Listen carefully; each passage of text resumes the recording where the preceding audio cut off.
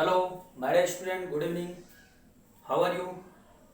Today we study about some calculation of chemical equation.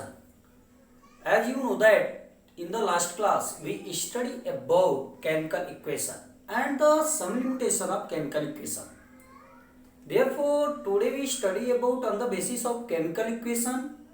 There are some many problems of the chemical equation, that is relativity number, that is relativity volume, that is relativity mass number. How do you calculate?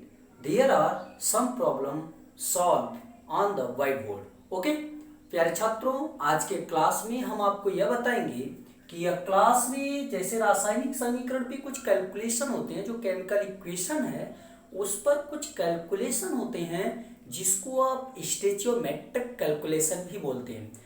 आपको पता होगा कि जब हमने आपको chemical equation पढ़ाया था तो केमिकल इक्वेशन में जो संतुलित होता है, माने जो बैलेंस्ड केमिकल इक्वेशन होता है, आपको पता होगा बैलेंस्ड केमिकल इक्वेशन मीन्स होता है the number of moles of reactant equal to the number of moles of product. जब अभिकारक के मोल की संख्या उत्पाद की मोल की संख्या के बराबर होता है, ऐसा इक्वेशन बैलेंस्ड होता है।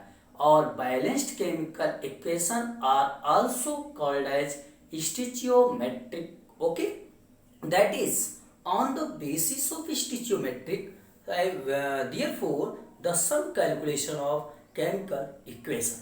तो आप लोग यह जानिए कि जो केमिकल इक्वेशन है उसके बेस पर क्या क्या कैलकुलेशन होते हैं, ध्यान से सुनिएगा।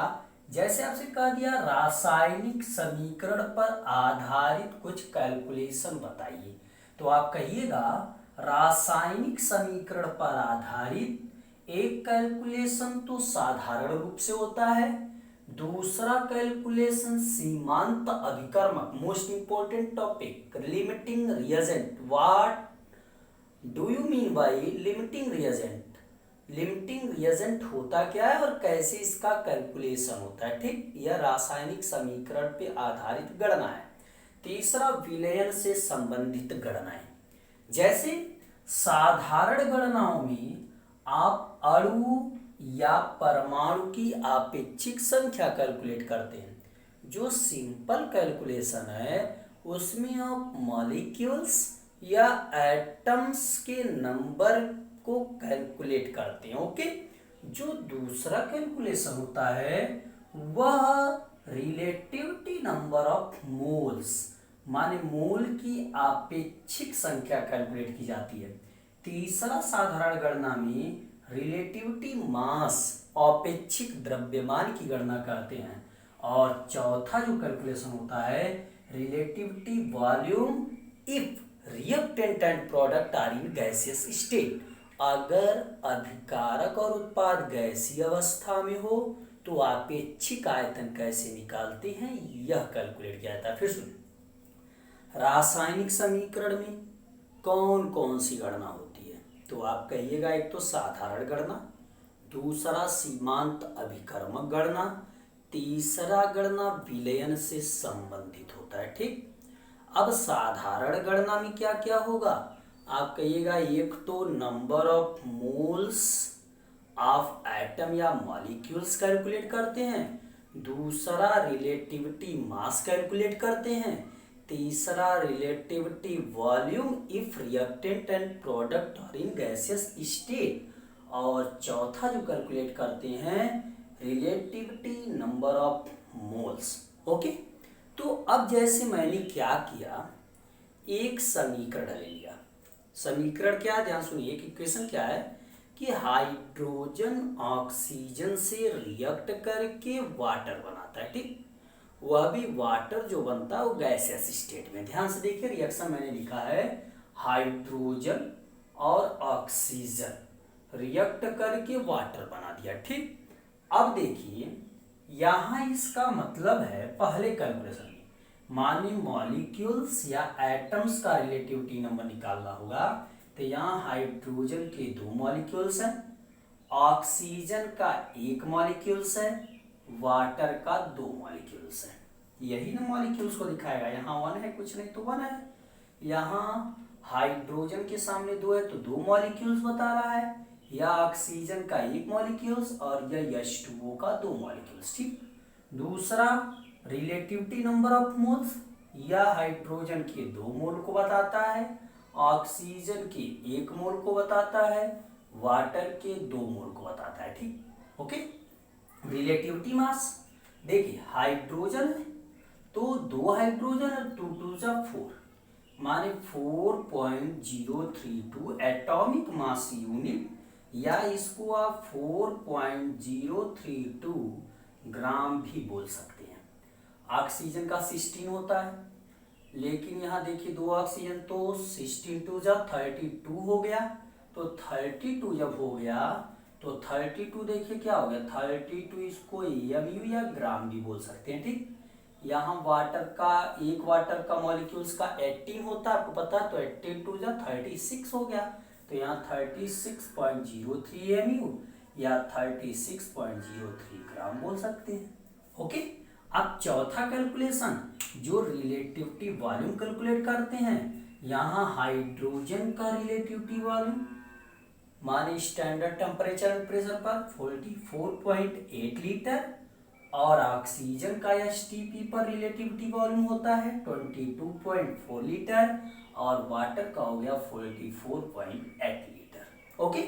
तो यह तो सिंपल कैलकुलेशन हो गया। फिर सुनिए, आपसे पूछा जाएगा स्टोइचियोमेट्रिक या रासायनिक समीकरण पर आधारित गणनाएं कौन कौन सी होती हैं। आप कहिएगा कि रासायनिक समीकरण पर आधारित गणनाएं 3 टाइप से होती है, एक साधारण रूप से, एक लिमिटिंग रिएजेंट में, और एक विलयन संबंधित गणना। ठीक। जैसे विलयन संबंधित गणना में आपको पढ़ाएंगे क्या, molality, molarity, normality, formality, mole fraction, माने मोलरता, नॉर्मलता, फॉर्मलता और मोल प्रभाज्य, यह तीसरे वाले में पढ़ाएंगे जो विलयन संबंधित गणना है।